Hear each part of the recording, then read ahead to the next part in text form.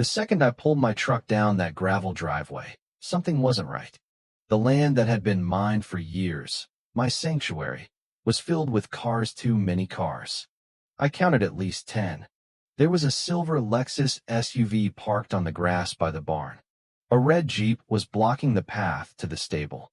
My heart sank. I had just come back early from a trip to Montana, a trip that was supposed to last 6 days. But after my conference wrapped up early, I decided to catch an earlier flight back home. My flight landed at 6:15 a.m., and by 7:30, I was pulling up the long, dusty driveway with a cup of coffee in hand.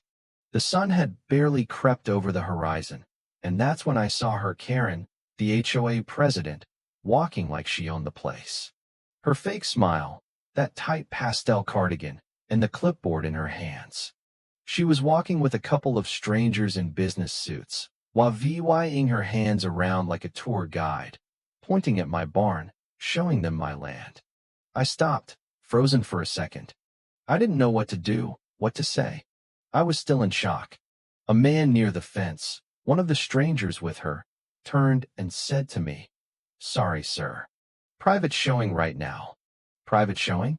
What the hell was going on? That's when Karen saw me. Her eyes widened, like she had seen a ghost, but then they narrowed into a scowl, her face twisting into a storm. She marched toward me, her phone in hand, while vying it at me like I was the one in the wrong. "You need to leave," she barked at me. I blinked, confused. "Leave?" I said. "Karen, this is my land." She stood her ground, holding her phone up like a weapon. "No, sir," she said with a smug smile. "The homeowner isn't supposed to be here until next week. This is trespassing." And just like that, I knew this wasn't some mistake. This wasn't just a nosy neighbor. This woman was trying to sell my land. Before I could say another word, she was on the phone with 911. "Yes," she screamed into the phone. "I need emergency services. A strange man just broke into a home we're managing for a sale. He's acting aggressive." My stomach dropped. I was on my land. The sheriff was on his way, and I had no idea what was about to unfold. Let's rewind a bit, so you can understand how I got to this point. My name is John Moore. I'm a 46-year-old retired Army vet. After getting out, I used what little savings I had to buy a small piece of land near San Antonio, about 20 acres. Nothing fancy, just enough space to breathe, enough space to heal. I'd seen too much during my time overseas. The chaos, the noise, it was all too much. This land, it was a refuge. It was my place to recover, to rebuild. There was a small cabin and a barn, a few acres of grass, and some of the most peaceful nights I've ever known. But then, she moved in across the road. Karen. At first, she was just another neighbor, the type that waved at you in the morning, maybe dropped off a pie once in a while. But over time, things started to change. I started to notice her eyes on my property more and more, always watching, always judging. It started with small comments. "John, you know, if you painted that fence white, it would really brighten the neighborhood." Or, "Your tractor's a little loud. Some of the retirees around here are complaining." Then came the letters. You wouldn't believe how many I got. Every few weeks, I'd find one slipped under my door from the HOA. Complaints about my wildflowers, citations for noise violations, fines for what they called unauthorized vegetation. All this, despite the fact that my land was outside the HOA's jurisdiction. But Karen? She and said a few of the neighbors that she had the right to control things on this road. And I was the target. At first, I ignored her. But Karen kept pushing. Her complaints got more frequent, her threats more direct. She'd say, "I'm going to report you to the city," or "I'll make sure the county knows about this." At one point, I tried to be civil, I really did.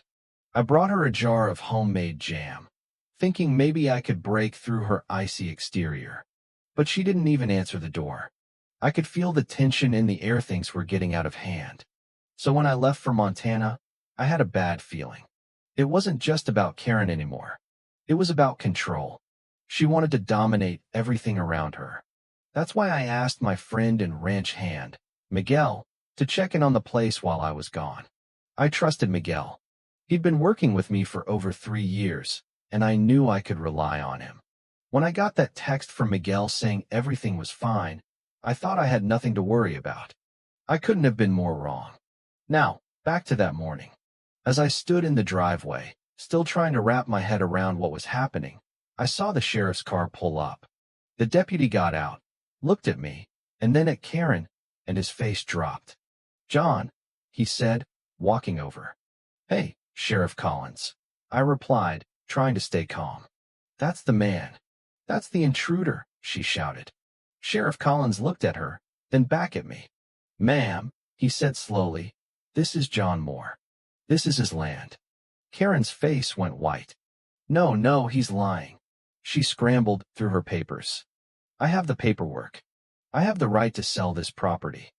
I don't know if you've ever been in a situation where everything starts to spin, where you realize just how far someone is willing to go to destroy you. But that was it for me. This wasn't just a neighborly dispute anymore. This was fraud. This was theft. As the sheriff took control of the situation, I was hit with something worse than just the shock of it all. I walked into my house and found things were missing. My family photos, the heirloom rifle I kept in the cabinet, even the family Bible. The place had been staged, as if they were preparing to sell it. But I had cameras. Hidden cameras that I set up to record everything, every email, every letter, every conversation. And when I checked the footage later, I saw it all: Karen, her daughter, a man named Barry, walking through my house like it was theirs. They even held an open house. But the worst part? I saw Karen in my bedroom, picking up a photo of my late wife, Susan. She stared at it for a moment, then dropped it face down on the floor, shattering the glass. This wasn't just about selling my land anymore. It was personal. They took my horses. They took everything that mattered to me, and they tried to erase my life. I won't lie, there were moments where I felt like giving up. But then, I found out who else was involved in this conspiracy. It wasn't just Karen. It was the whole HOA board, working with developers, planning to turn our road into a luxury community. My ranch was the keystone of the entire project. Without it, the whole thing would fall apart. But I wasn't about to let that happen. I went to the lawyer, Deborah Marsh. She was sharp, ruthless, and she knew exactly how to handle people like Karen. We filed a lawsuit, and I started digging into everything, every document, every piece of evidence I could get my hands on. And we fought back. The war wasn't over. It wasn't just about the land anymore. It was about justice. It was about making sure no one could ever use power to hurt someone again. And when the court date finally came, well, that was when Karen's lies started to unravel. In the end, Karen lost everything. The HOA dissolved. People started talking again. And my land, my home, it was mine.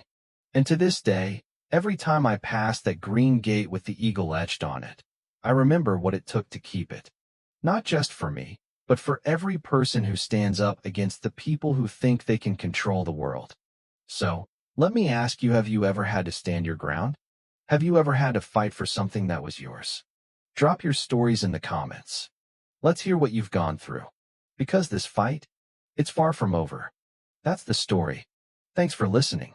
Stay strong, stay vigilant, and keep fighting for what's right.